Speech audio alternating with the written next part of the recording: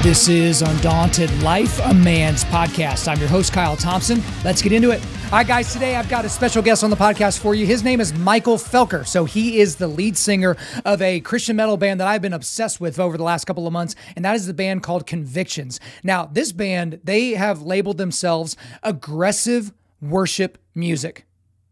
And for any of you that have been listening to this podcast for any length of time, you know that is right up my alley. This is something that I've been waiting for, this kind of revolution in kind of the Christian space where it's like, hey, legit Christians and legit Christian bands that are making heavy music. And so we spent a lot of time talking about their music, some of the stuff that, how the band got started and some of the later albums, his favorite songs. But for those of you that maybe don't know who Convictions is, I'm glad to introduce them to you. But also, if you're not really into music, don't skip this episode because we spent some time talking about some real subject matters. We spent some time talking about kind of modern church culture and how some people get lost in that because they're trying to fit a particular mold. And sometimes that mold is of a particular kind of music and how that's not always appropriate. So we get into a lot of those different subjects, but without further ado, let's get into it. Michael Felker, welcome to Undaunted.Life, a man's podcast. Thanks for having me. Stoked to be here. Hey, I'm excited to talk to you because I just got to tell you how I even came about you, because whoever dropped in and told me about your band, they need to stand up and be recognized, because somebody sent me like a random DM and they said, you got to check out this band. And like, I'll get DMs like that. And it's like, okay, I check out the band and they're kind of, maybe they're a little bit new metal or kind of radio rock. And I'm like, I'm not really into that, but I don't know how to respond. But I immediately started listening to I Won't Survive, which is y'all's album that you released here in 2021. And I was like, okay. I was not expecting this. I got a little bit of Bury Your Dead in there. I got a little bit of Emure in there. And then y'all kind of had your own sound. But I immediately dug it. And that kind of like spurned me. People had been asking me for a long time to create a Christian metal playlist because they're like, Kyle, you keep talking about all these different Christian metal bands. And we'll get more into why I hesitated a little bit later in this podcast. But that album kind of helped me create that metal playlist. So guys, in the show notes, you can go to Spotify and check out our Christian metal playlist. But that your band has basically been the soundtrack for the last couple of months of my life and stuff that's playing in the background because I don't listen to music that often. So anyway, just wanted to kind of give you a compliment right from the beginning, just in case I piss you off at some point during this conversation. I want you to go back to how nicely it started. But let's kind of go back to the beginning with you, Michael. Like, what kinds of music did you listen to growing up? And I guess more specifically, what were your metal influences? So first off, I gotta point out the Bury Your Dead name drop. That's awesome, man. Well, what's funny is I was listening to the first track off of the latest album, and I thought the guy from Bury Your Dead did a line or two. It was almost like your voice changes a little bit, and I got that dude's voice coming through. Like I'll try to look it up later and tell you the exact point, but I was like, do they know the guys from Bury Your Dead? Did he just like sneak in the studio real quick? But anyway, that was the reason for the reference. That's such an awesome compliment. Yeah, I'm really stoked you said that. It's funny. I like looked up to those guys like so early on. Like I even know that guy's name is Matt Brusso. I watched Headbangers Ball like all throughout high school, and it was like baseball cards. Like I was just collecting all these bands and names, and I think that like New England hardcore influence definitely, like I like to kind of keep that around. It's definitely one of our major influences. But growing up, it was a lot of Headbangers Ball. I think like a lot of metal fans, the radio is probably the gateway, like catching Linkin Park or Limp Bizkit. I grew up with listening to Slipknot a lot. My brother and I, like, we bonded over them. I think mostly just being on the fringes of like mainstream pop culture, trying to grab like whatever aggressive guitar music that would come through was kind of the gateway that would lead me down that, heavier road I think a lot of guys can relate to. So you listen to a lot of heavy music, and I tell people all the time, if I'm listening to music more than 50% of the time, it's metalcore, hardcore, death metal, something really, really aggressive. But were there other influences that you listened to? Because I'll just be real honest with everybody. Right before this interview, I was rocking out to some old Paramore. So I'm just going to be real easy about it. And my voice cracked as I said it. So that tells you how much of a man I am. But, were there other maybe softer influences or other genres, or was it basically the heavy stuff? Maybe at an earlier age, it was probably a lot of heavy stuff. But as I've gotten older, one thing that like always kind of stuck out to me, I think it was actually Tommy Lee from Motley Crue. He was saying you can't always be the heavy metal guy, like you, or else you're just not the heavy metal guy. There has to be dynamic, and I think I can. I don't think it's like. I think that's like the perfect way of like describing like a lot of like modern metal artists is like we almost never listen to metal. Like I feel like you have to kind of branch out and reach in different genres and just kind of reset because it's just gotten so heavy or it's gotten so monotonous. You really got to like pull from other things. So like me personally, recently it's actually funny. I was listening to a men's health like it was either a podcast or YouTube, but it was this guy recommending spa music, and he's like a bodybuilder. And I was like, spa music, that's different. Um, so lately, it's just been like a lot of instrumental, like electronic music that's just like soothing. It just kind of helps me collect my thoughts and kind of get grounded again. Because when it's just chaos and anger all the time, it's maybe not always the best outlet. When I think it depends on the mood that you're in, because I tell people all the time, it's like, you can't turn on Hillsong and then go and get, a PR and squat. Like, it's just not going to happen for you. You need something a little bit different, something that drives you a little bit more. So you mentioned New England metal. So is that like which bands? Because whenever I think of New England metal, I think of Bury Your Dead. I think of the Acacia Strain. That's one of my favorite bands really of all time, like unbelievably brutally heavy. What were some of the other bands from that scene that you liked? Man, that's I was listening to a lot of like earlier solid state bands, Haste Today, there's It Dies Today.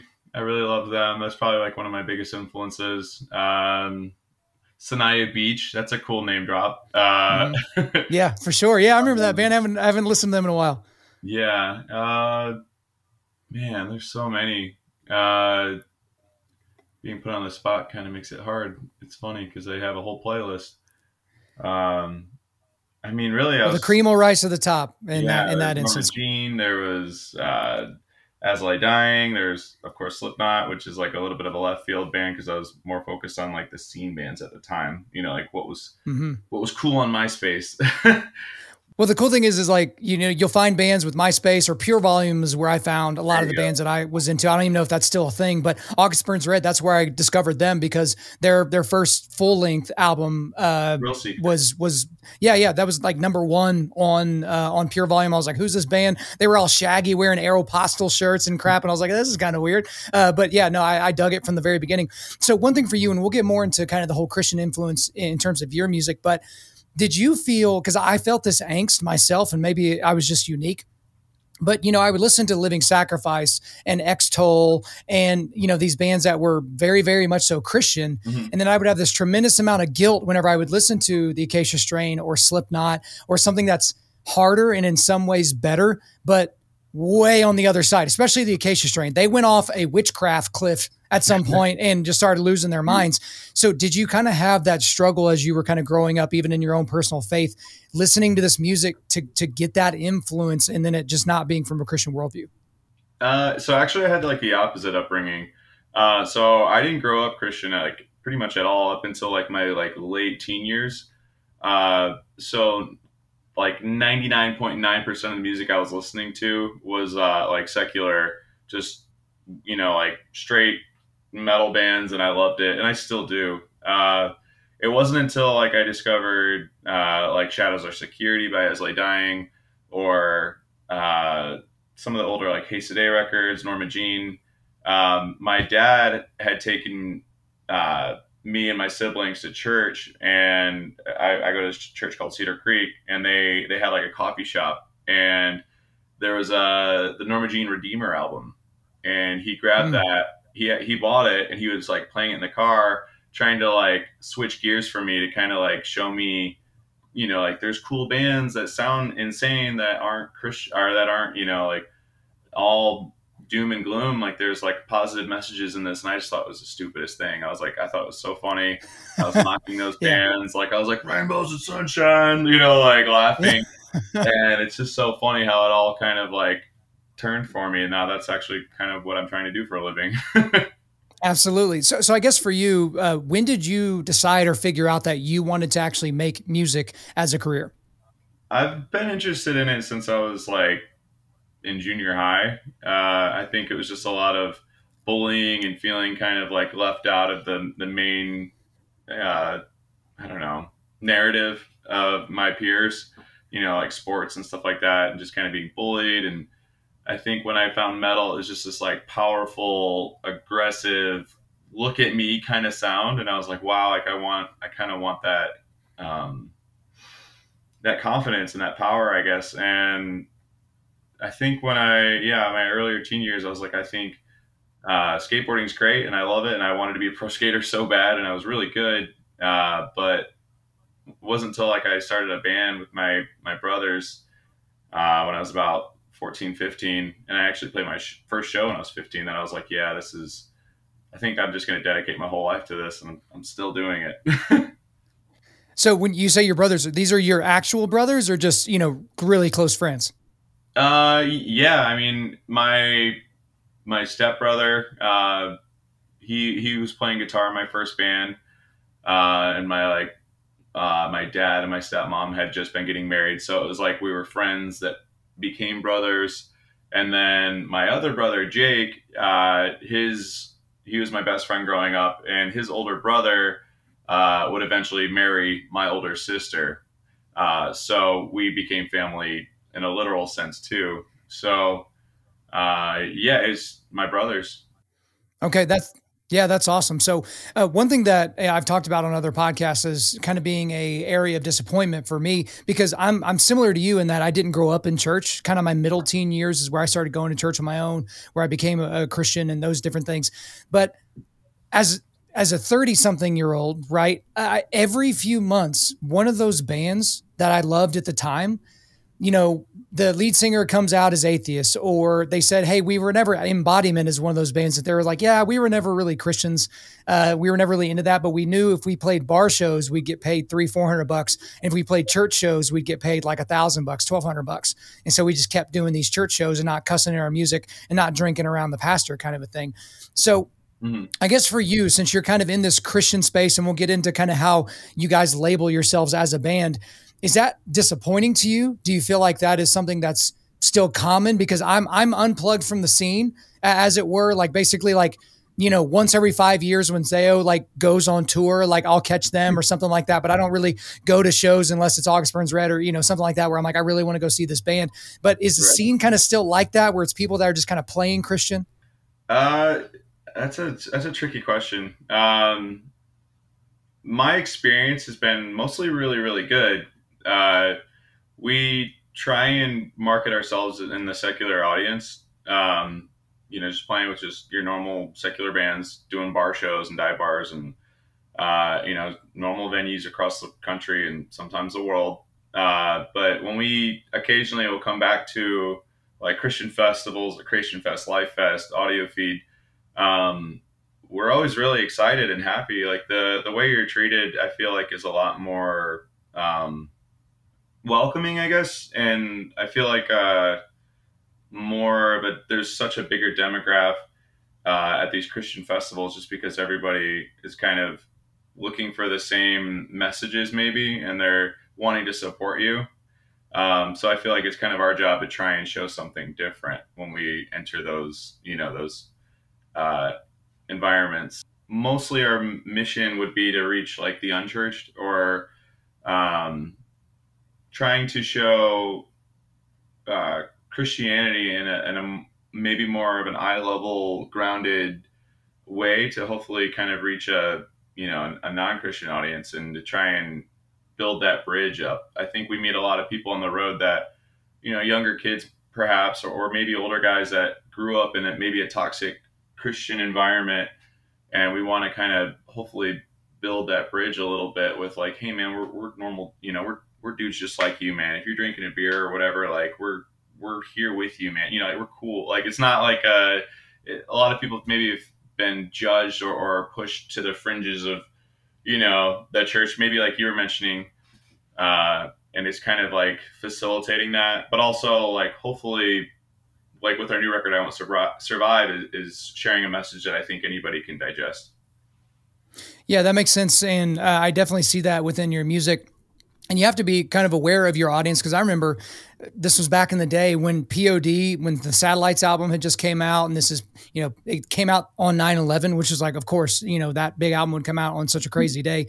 But then they went on tour with Yeah. Korn, and I was like, no, no, you're the Christian people. You can't go with all those heathens and all that. Even though I did listen to Korn, again, you know, I'm a walking contradiction in that way. But when you say we, like as a band, when you're talking about the band, you know, we want to do this, you know, we want to have this message.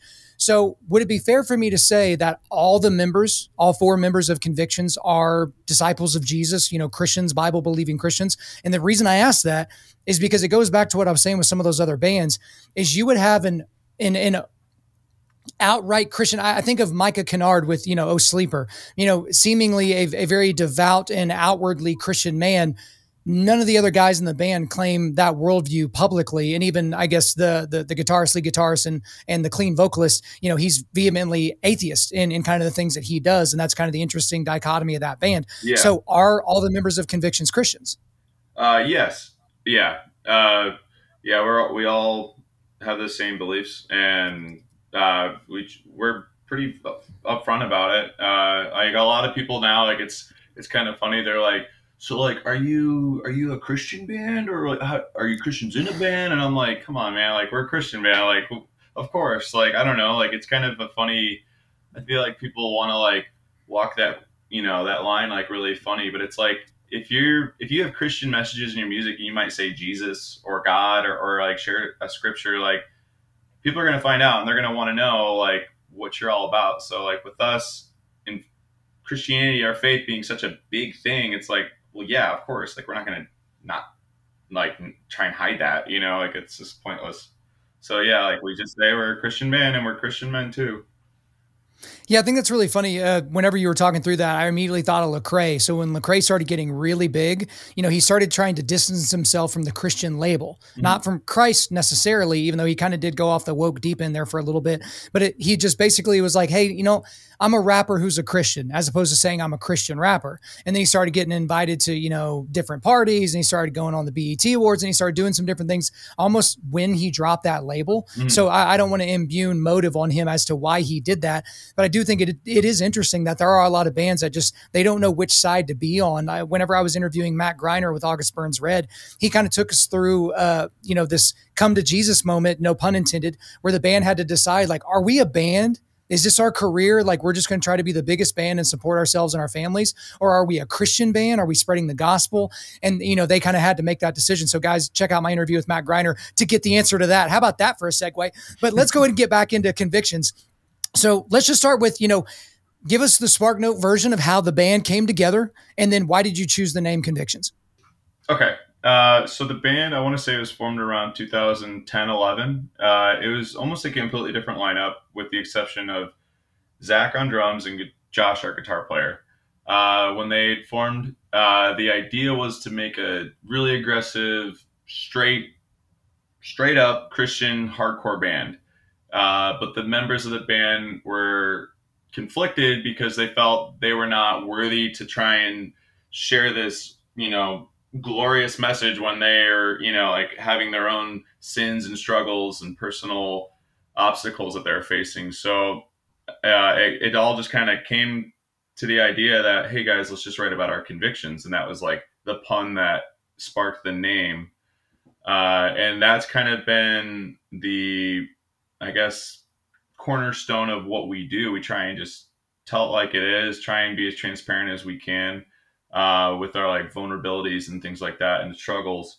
And I think that having that realness, or at least attempting to, makes like the message in our faith way more real, I think. Because a lot of people, their idea of like Christian music is just sunshine and daisies. And it's so hard to relate to that, especially for like a younger audience, maybe, or a secular audience. They're like, it's not really like that. You don't understand my situation. Sure, God's good and his ideals or message or whatever is great, but that's just not where I'm at, and I think our goal is to kind of show that grit and that, that in the trenches atmosphere that a lot of people go through and be like, look, this is real life. Like, here we are. So let's try and talk about some of these difficult things, and hopefully people can find the relatability and something real there. That's the biggest goal, I think.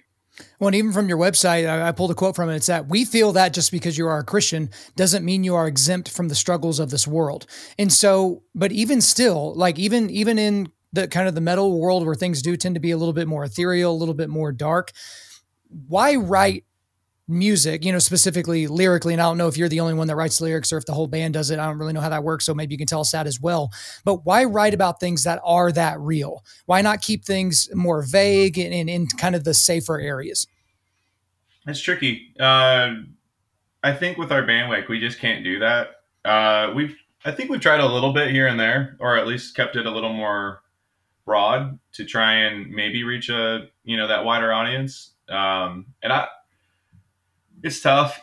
Like, I want to, and there's times like where it can be appropriate, but I've found the most success with just being super on the nose sometimes, or like really specific. So that was kind of the concept of our new record. Was I'm just going to tell real stories and try and keep it true to the source material as I can. And each song will have its own specific event and struggle, and hopefully someone that relates to that can grab onto that and run with it, or maybe someone can see it and be like, wow, that's inspiring, like it's inspired us. So I feel like Convictions has found our most success with being specific and on on that track versus broad stroke songwriting. I certainly appreciate that as well. And, in episode 176 of our podcast, we talked about how, contemporary worship music is typically for women and effeminate men. And a lot of that is because, the lovey-dovey love song over and over and over, singing to Jesus like he's your boyfriend, that only gets you so far. And, when people are struggling with real world issues, whether it's things being done to them, things that they've done, or things that are happening to the people that they love around them, it can't always be those rainbows and sunshine. Like, you can't just turn on Bethel and it's like, oh, I feel better. Like, that doesn't always work for a lot of people. Like, for me, I had some frustration this morning, so I took it out on myself in my garage gym, right? I laid down on the ground afterwards. I had a nice little sweat angel right there. I wasn't listening to cutesy wootsy whistling music, right? It was something that I just needed something a little bit different. But to even kind of back up categorically, because I know not everybody understands the categories of metal music. So I personally would consider y'all metalcore, but I just want you to tell me, if you had to kind of label your band to kind of give the audience a better idea, define what you are, because pretty much everyone calls you screamo if you have screaming lyrics. And it's like, you don't know what that means. Like, come on, like, you're driving me insane. So what would you categorize the band as? That's so funny. That happens like almost every day. I work at FedEx, and because of the pandemic, I've been there like basically full time, and I'm always like trying to pitch our music to like my coworkers, and they're like, "Oh, so it's screamo," and I'm like, "No, oh god, it's not." Drives me insane. It's like, look. I'm not drying my tears with my bangs as I'm clearing off my eyeliner. Like, that gives you a better idea what screamo is. But yeah, I'm right there with you. Yeah, I just say metalcore if someone's familiar with the genres. Yeah, like, we have other influences, deathcore and hardcore, but I guess if you're really knowledgeable of the scene, it's probably just metalcore. Okay. And I would say that you've given yourselves an additional label, and this was the label from your website that really made me reach out to you guys, because I was like, okay, I got to talk to these folks. But you kind of have labeled yourself aggressive worship. Yeah. Okay. So I know what I mean by that, because I've told people that that's what I want. And I can't remember the name of the band. I'll have to look it up maybe while you're giving your next answer. But I think it was the lead singer of Sleeping Giant. He's like doing some sort of like a worship thing now. Mm-hmm. Hang on. I'm just going to do it live. What is the name of this? Holy Name. Yeah. Okay. And so it's kind of heavy and still kind of churchy at the same time. But when you guys say that you're aggressive worship music, what do you mean by that? So aggressive worship was kind of like the moniker Convictions coined like right from the beginning. It's a to me it's kind of a literal definition. I think it's like when we're performing. To me, like when you're performing your music and you're headbanging and you have your the way you move and you got these like little routines. It's kind of like the detachment of that and like for me when I'm performing it's like abandoning the whole like let's look cool and let's try and put on a show. It's abandoning that and then literally physically worshiping God. So it's like an aggressive worship, but it's also the sound of the music. It's the way you feel. It's maybe the your outlet. I think it describes what we do perfectly, yeah, that's something we've stuck with since they created it, and yeah, I think it's awesome. So do you feel like that has maybe it's obviously stuck with Convictions, but do you feel like that has maybe spread out into other bands that have the same, forgive the pun, convictions as you guys? Maybe they have the same worldview as you. Are they kind of bringing on this aggressive worship moniker? Do you feel like that's going to explode and blow up at some point? Because me personally, I would love to see that, but what are you seeing from your end? I know it's a little bit hard with COVID, but just kind of give me an idea what you're seeing. Yeah, I think there's definitely an underground movement, if you will. There's Kingdom Core, which give them a little plug. Those guys are awesome. Yeah. And there's like I Christian Rock. There's there's like all the these underground Christian hardcore bands and outlets. I think it's really cool. I think aggressive worship was just kind of like Convictions like that's where we fit in on that. But I think it's just kind of a slogan or a moniker that we stand by. And I think a lot of cool bands have their own version of that. But I think at its core, I think we're all kind of doing the same thing. Like Sleeping Giant, I think it's like Kingdom Over Everything or Spirit Core. Like there's that kind of similar, similar message. I think it's becoming more popular. Okay, so for you guys, well, maybe just you specifically. I've talked about this a lot on this podcast. I've done entire episodes on it, but worship music just doesn't have the impact on me that it has on other people. And part of that is wiring. You like the music you like. Like, why do you like jazz? I don't know. Why do you like metal? I don't know. Like, you just like what you like, right? But I just, whenever I'm singing that, it just doesn't feel like it's fitting, especially the modern stuff, right? The super emotive, we're going to do the chorus 17 times in a row. Everything has a synthesizer on it. Like that type of thing. That's how I feel.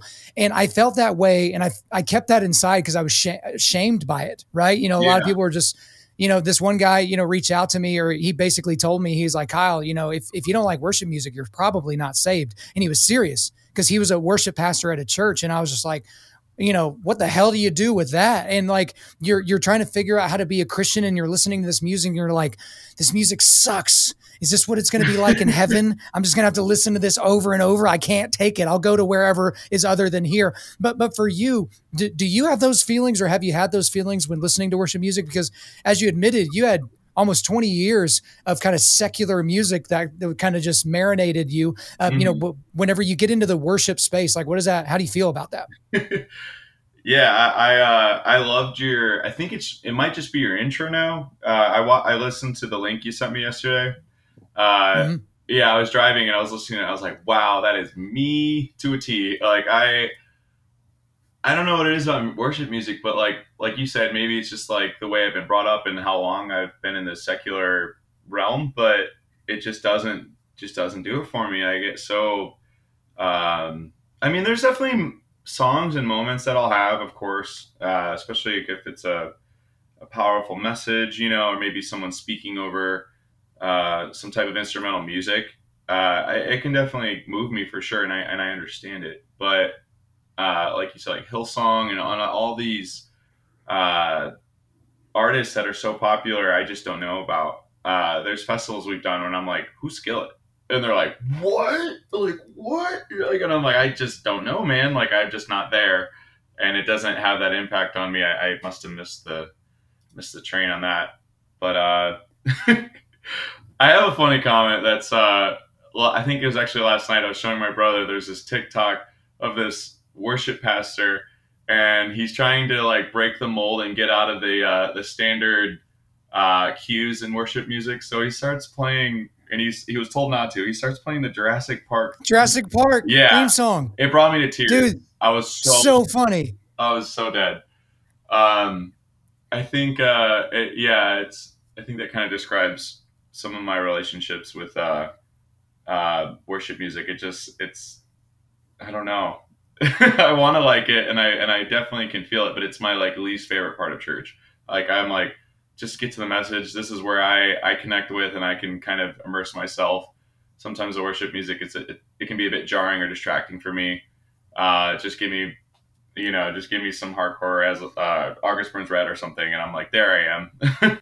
Right. Well, no, it's funny you said that you want to like it. I do as well, because I hate that every Sunday for approximately 20 minutes, I sit there and I'm like, oh no, please be over with. Please get done. Yeah. And, and I don't want to be judgmental either, because I'm not a musician, but it's the 17 people on stage. All of them have microphones, but only 5 of them are turned on. It's like, you're not singing a 17-part harmony. Why are all those microphones up there? But I think that it's conversations like this, and, I'm still kind of fleshing out my philosophy on this area, that is helping a lot of men. Because one thing that I found out, in talking about this, every time I talk about it, I will get DMs and emails from people that are like, dude, you're describing me exactly. I thought I was crazy. I thought I wasn't saved. And, maybe we're the ones that are in the wrong here, but I don't really get the sense that it is that way. But there is a way where you can kind of be a douche about it, where if you're overly like judgmental, and like, this is stupid, I don't want to come here. Yeah. And, where's the breakdown? Like, don't be that person. These are just musicians that are donating their time. Like, it is of no consequence to demean these people. Yeah. But it's music that's not going to speak to everybody. No, yeah, I have a lot of back and forth with it too.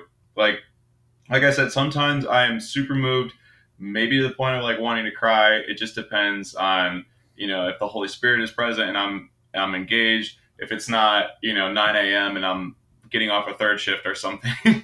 But yeah, it just depends. I definitely have the open heart for it, or I try to, and sometimes it is and sometimes it isn't, just because of that maybe that disconnect from my upbringing.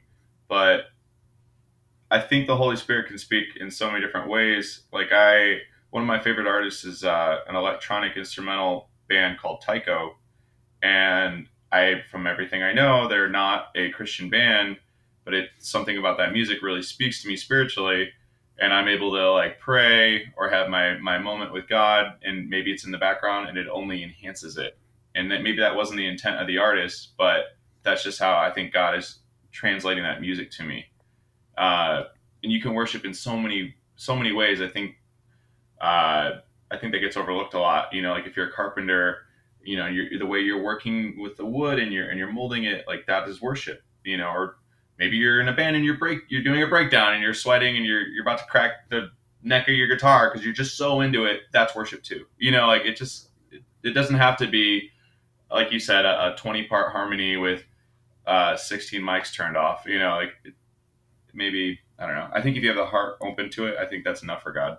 Right. And I think you're making a great point, because people think of worship as a categorical thing, right? This is what worship is, and this is all that worship can be, kind of a thing. And so I remember, and I'm going back to POD, which is, not the band that I've listened to the most, but that was a band like the Fundamental Elements of Southtown. That was like one of the first Christian albums that I owned from back in the day. I still love that album. I listened to it here recently, but I remember seeing them live in concert for the first time, in my mid-20s.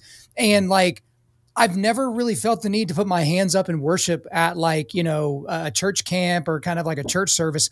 But like that time, like I literally closed my eyes and put my hands up in the sky. And I was like, I was worshiping God at that moment. I feel like I've worshiped God in mosh pits before with bands like, at the end of Oh Sleeper shows when they're doing, kind of their closing song and different things like that. Like, something comes over me when For Today, when Devastator comes on, like I literally turned to my buddy and I said, I'm not responsible for what I'm about to do if they play Devastator. And then they hit the intro for Devastator. I was like, watch out. So it's something that's a little bit different, but I think it's helpful for people to know that worship is not this one thing in this one category for this certain group of people that dress a certain way. I mean, am I crazy? No, I think you're opening the door to a really important conversation that we find ourselves in Convictions having a lot, which is Christian culture.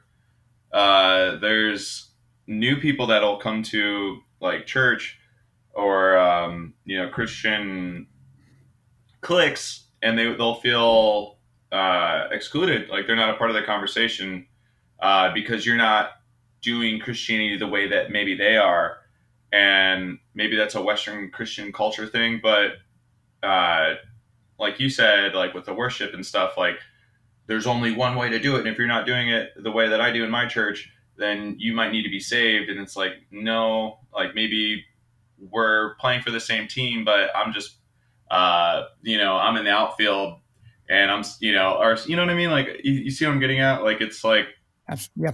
I think that there's a lot of toxic, experiences that come with that. I think when your heart is on fire for God and you're worshiping and you're the way that you're connecting with God, if it's, sound, then I think, I don't think there's really anything wrong with that. I think that shouldn't be shamed so often, I think. Yeah, I certainly agree with that. You did mention this a little bit, but I'm kind of interested to know what COVID did to the band, because I know a lot of bands were gearing up like they normally gear up for spring tours and summer tours. And I know that's where a lot of you guys make your money, and you make it off merch and it pushes album sales and streams and things like that. So, from the outside looking in, it's like, I think you released an album in 2018 and then you released this album, the shorter album, this year in 2021. So was that time where y'all just kind of went into the lab and I know y'all live in different places. So were you just writing a bunch of music and then combining it? Were you just rehearsing? Like, what was 2020 like for you guys? All the above. Okay. It was definitely a big turning point for our band because after we put out our record, Hope for the Broken, we decided to leave our label that we were on at the time. And we ended up losing John, our former bass player and singer. So it was a really difficult moment for us because it was like either sink or swim. And going into the lab, like you mentioned, was kind of a necessity. We had to reevaluate what we're doing and why we're doing it and what we should sound like. And that stuff wasn't overnight. It took a long time. We ended up working with a new producer, put out a single called Hurricane. We had a bass player who was singing for us that was filling in. Great guy. We got close with him. He ended up sharing some of his testimony and experience with losing his mother and some substance abuse with pills and things like that. And it was so inspiring to me and the guys. So we started writing a song for it.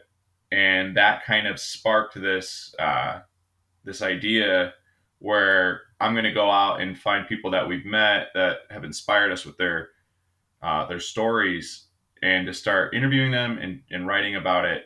And so all throughout COVID, I had way more time than I anticipated to sit down with these guys and to start asking questions and dissecting their experience in writing songs on it. So that was a blessing in disguise, I think, but still, it was really difficult because we all live in different states and we're sending demos through FaceTime and text messages. And yeah, it was quite an ordeal. But I think the biggest takeaway and blessing was having the time. Well, I think the one thing that's interesting for me, having just found the band, and that's the thing that I always hate is when you find a band that's already like 3-4 albums deep and you found the latest album, you're not coming along with them, right? Because like with Zao, my favorite band ever, I was there for basically the beginning, right? The beginning of the Dan Wayan era. And so I've been able to kind of, feel that band out as they've moved and transitioned. But for my money, the latest album is my favorite. And I think it's because of the depth, not only the music's more interesting to me for some reason. Like it seems more complicated. Like there's more things going on. So like whenever you're listening to it on repeat, like you're pulling out different things. But also one thing that I have a bad habit of is I don't really follow along with the lyrics. I'm more, more so sorry to the vocalist I'm talking to, but I'm like more so into the drums and guitars and whatever. But then with this album, for whatever reason, I felt the need to stop and really take in the lyrics. And my favorite song off of that album is The Price of Grace. And whenever I listened to, and it was just because of it musically. And then I looked at the lyrics, I was like, something is going on here. Like something happened. And this is a kind of a deeper thing. And I did a little bit of digging, but I do want you to kind of tell our audience about this song because it takes on the very serious subject of suicide, a subject that we've covered here on this podcast. But it does have an interesting backstory, the Price of Grace song. So how about you give it to us? Yeah. So the Price of Grace is written through the eyes of a good fan and now friend of ours. His name is CJ. CJ had a buddy that he was introducing to metal, so he was taking him to shows, named Travis. So CJ and Travis would come and they'd see us all over the country. They seen us in like New York, Florida, Texas. Like they were doing these road trips to see us. And we ended up like becoming pretty cool with these guys. They're really cool. And yeah, it was just it's pretty challenging because like we were close to these guys. I can still like see his face. Like everything is like still present. We had a personal connection with these guys. But Travis, he was new to metal, and I remember he'd always come with his convictions hat. Like he was like you don't have to do that. It was like he was just like there for support. He's a really cool guy, but he's really quiet and really reserved. And I don't know, like thinking about it in hindsight, like you can kind of see like early signs that maybe this guy had some struggles and he was just kind of keeping to himself. Maybe he felt like he couldn't speak what was on his heart or some of the struggles he was going through. But later down the road, CJ, he called me between tours and he had told me that Travis actually took his life. And for me, I haven't experienced suicide with my like close family members or my circle of friends. And hearing about that, it kind of like, it shook me. Like I was like kind of numb. I didn't know how to react. It was just this big heavy weight that just got put on. And then we had to go right back on the road.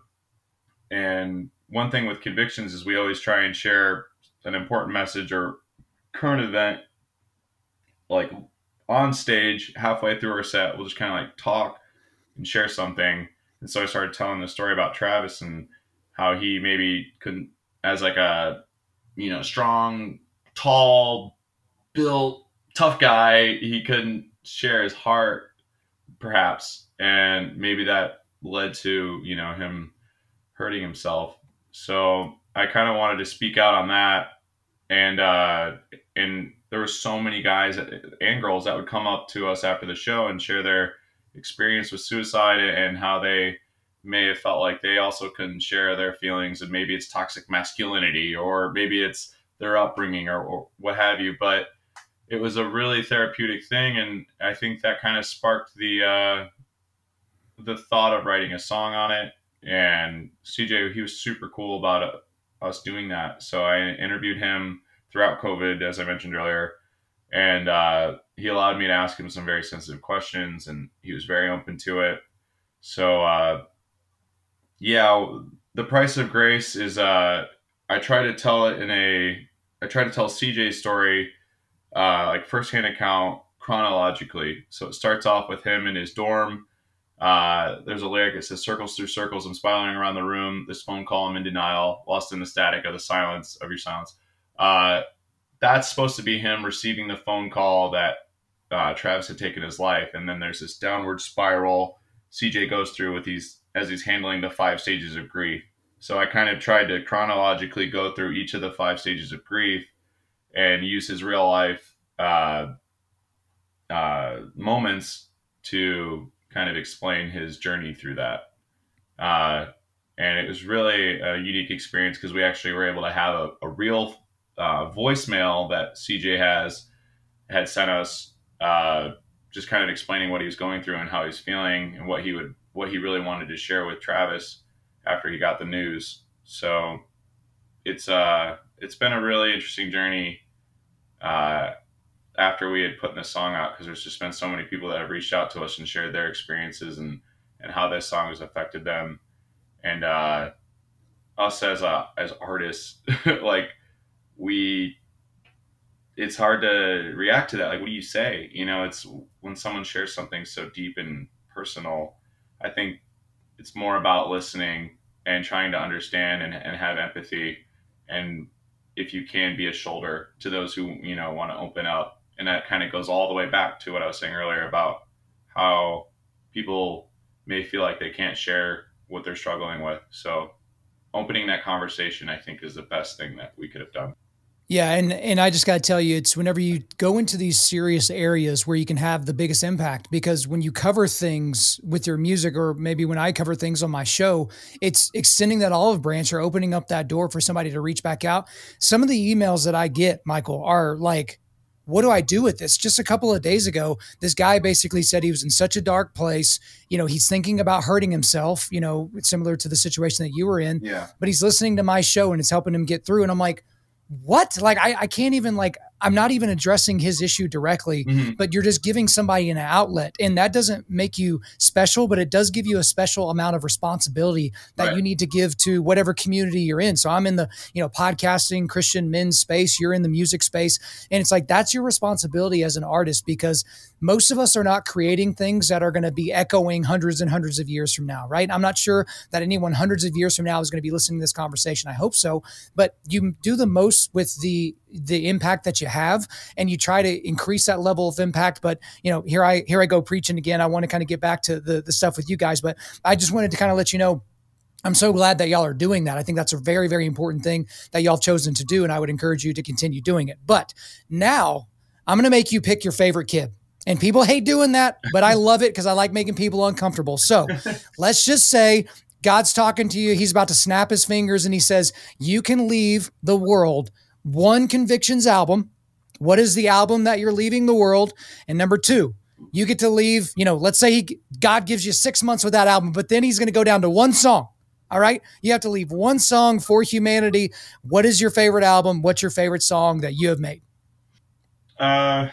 Oof. Okay. I mean, I'm going to probably just stick with I Won't Survive. I think just because it reaches such a wide audience, and I think it's going to have a really big impact. I've seen what it's done already.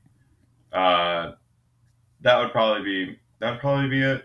And I really like The Price of Grace. I feel like that's probably like my most, I think, I don't know, one of my strongest works that I've been a part of. Uh, yeah, I think that one stands out. Other than that, I would say from our record, I Will Become, and then this song, I Will Become. That's really up there. But then there's also Brother's Blood, because that's close to home. So to answer your question, if it's like right here, right now, I'd probably just say I Won't Survive, The Price of Grace. Okay, sounds good. Well, you can't change your mind now. It's already done. We're going to put this out there. So unfortunately for you. Now, one thing that I felt like was interesting when I was clicking through y'all's website is I was kind of going through the merch and I saw a couple of t-shirts that had the upside down cross on it. Now, in the metal space, when you see the upside down cross, you're assuming that you're going to see a pentagram somewhere, that you're going to see a behemoth, you know, Satan depicted as a winged goat and the horns and the whole nine. But obviously, knowing about your band and knowing about your worldview, I thought it was an interesting choice to use that. And it almost feels like, from an outside perspective, that you're reclaiming that symbol. Because again, I've seen that symbol over and over and over, and it's usually being represented by somebody that's trying to give off, you know, a demonic type of a worldview, because it's like, no, screw the cross, we're going to turn it upside down. But as any Bible-believing Christian knows, you know, the Apostle Paul was not worthy. He felt unworthy of being crucified in the same way as his Savior, and so he wanted to be crucified upside down. But it has been co-opted by kind of the satanic community, if there is such a thing. So that was an interesting choice. So kind of walk me through the choice to do that as a design. Yeah, I think. I think you answered it.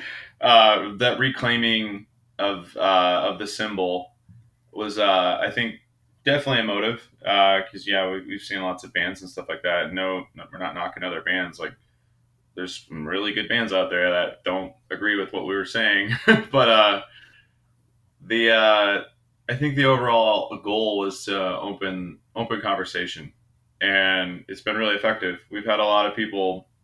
Uh, some that have stuck out to me are so simple, but like a kid wearing that shirt in a Wendy's, and an old lady being like, "What are you doing? Like that's the devil." Blah blah blah. And he's like, "Actually, don't judge a book by its cover. I'm gonna like share the gospel with you." And then it's just like this crazy moment. We've heard a lot of stories like that, and that's really cool. And I think that's probably the biggest goal. Not judging a book by its cover, taking the symbol back, but it was also kind of a nod to our EP that we had released at the time called Unworthy. So this is the whole idea of feeling unworthy of the salvation that Jesus gave on the cross. So that was I think just like where we're at in that time and space, and the impact that it's had is I think been the biggest reason why we kept that going for so long. Um, but yeah, there's definitely a lot of good that's come out of it, and there's a lot of really funny realizations that I think some Christian groups have had, because we've brought in that shirt and stuff to like a lot of these festivals, and there's been like the parents that have come up to us and be like, "What are these guys doing here? Like they need to go," and like there's screaming and there's the symbol and all that, and we're like, why don't you look at the lyrics, or why don't you talk to us, instead of just passing judgment. And it's kind of I think it's a good thing. Well, I think it's good also to kind of to play into those things, but use it for good, because I think of Impending Doom. I don't know if they still do this, but they had the repentagram, right? Right. It was an adjusted pentagram, but then even Oh Sleeper, I think it's fourth time I'm missing them on the show, but they did like the pentagram with the horns missing, Yep. which kind of went along with their song, The Finisher, and, kind of all the things about the, Satan getting his horns cut off by God, like, and that's kind of a big deal. But anyway, that's all really, really good stuff. I love the designs on y'all's t-shirts. So I'll make sure that the link is in the show notes so guys can check it out. But as we bring this episode to a close, I'm going to do a segment with you that I love, that not everybody loves, because I have to put you on the spot again, and I'm going to do it over and over. It's called, What Would You Say to Someone That Said? So I'm going to say that, what would you say to someone that said? And then I'm going to fill in the blank with just some random topic. But here's the deal. You got 30 seconds or less to give me your answer. Okay. This is lightning round. So we're not going to kind of flesh it out or see what we can do to figure it out. It is bare bones, meat and potatoes. I know I can already feel you uncomfortable. You're uncomfortable right now. And I love it. I love doing that because I got the big microphone. That's how this goes. So are you up for it? What would you say to someone that said? Yeah. Full disclosure, I just woke up 30 minutes ago. Well, an hour ago at this point. So even better. Then we're going to get your honest, tired answers. This is great for me. Okay. I'm just telling you, this is going to be good. All right. So let's launch into the first one. We'll get you going. What would you say to someone that said, there is no way to make metal Christian? It's inherently demonic. You don't know what you're talking about. You got to give me a little bit more. You got a whole 30 seconds here. I thought this was fast. I know that is fast, but you got 30 seconds. Just don't go on for 2 minutes. Okay. You don't know what you're talking about. There's amazing things that have been done with music. There's no demonic chords or anything like that. I think you're thinking an old way of thinking. Fair enough. All right. Next one here. What would you say to someone that said, how can there be a God that watches their children burn? I think that's actually a lyric from one of y'all's songs. Ooh, that's going to be a long answer. That's against the rules. It's against the rules. You got 25 seconds. I think man cannot understand the complexity of God. There's a purpose, even if we can't see it. There you go. All right. Next question here. What would you say to someone that said, I just can't do the screaming vocals in metal music? I think my mom completely understands where you're coming from. Hey, we're all into what we're into. Sometimes it just agrees with your palate. All right, here we go. We're about halfway through. What would you say to someone that said, you're going to regret getting all those tattoos? You're probably right. No. You're probably right. Hey, I don't see any on your face yet, which that's kind of like a new mumble rap thing. So, we can still cover them up. All right, here we go. What would you say to someone that said, the road presents too much temptation for anyone to overcome? No. in fact, I think being on the road will definitely open you up spiritually. It has for me. Seeing just how good people are is one of the most spiritual, eye-opening things I never expected. Night. People are inherently good more often than you think. All right, very good. A few more left. What would you say to someone that said, I want to start a metal band? Prepare to be broke, sacrifice a lot, and to be physically sore all the time. There you go. Nothing but positives. All right, two more. What would you say to someone that said, I don't like contemporary worship music? Me too. No, it's okay. There's a lot more genres and sounds and bands that you might like. All right, last question of the day. What would you say to someone that said, if you don't like contemporary worship music, you're not saved? Nope. I don't agree with that. Hopefully that person expands their horizons a bit. That would be the hope for everybody that would say such a thing. But hey, Michael, we went into a lot of detail in a lot of different areas, so I really appreciate your time. But that is all for me. Is there anything else you want to get off your chest? Just show my gratitude. Thank you for having me, and thank you for listening and supporting an amazing podcast like this. I'm happy to be here. Awesome. Michael Felker, thanks for coming on Undaunted.Life, a man's podcast. Thank you. All right, guys, thanks so much for listening to this podcast. We really enjoyed our time with Michael, so we hope you did as well. Before we let you go, we are going to do a quick resilience boost at Undaunted.Life. Our mission is equipping men to push back darkness. And specifically, we do that by providing you content like this podcast that helps you forge spiritual, mental, and physical resilience. So here are the links I've got for you. So we've got the links. It's all Convictions, pretty much. So we've got the Convictions website. We've got where you can listen to them on Spotify, Apple Music, where you can subscribe to them on YouTube. And then also I've got the official lyric video for the song that we talked about in the show called The Price of Grace. And then also Michael mentioned Kingdom Core on Facebook. So they've got a few thousand followers. But if you're into this musical space, right, you need to check out Kingdom Core because they kind of have their thumb on the pulse of all the bands that are in this scene. And then also in our show notes, we've got even more links to where you can go to our Spotify playlist because a lot of you guys have been asking about the Christian metal playlist and it'll live there. All right, thanks guys so much. We really do appreciate it. Wherever you're listening to this, please subscribe, rate, and review. If you want me to come speak live at your event or on your podcast, just shoot me an email to info@Undaunted.Life. That's info@Undaunted.Life. Follow us on Instagram and Twitter and like us on Facebook. And also you can check out our website for everything else, including how to donate to keep more content like this coming your way. Just go to www.Undaunted.Life. We also want to thank the band August Burns Red for allowing us to use their music for our content. The intro-outro track on this podcast is their song Cutting the Ties, which is off their 10th anniversary re-recording of their album Leveler. The links to everything are in the description. I'm your host, Kyle Thompson.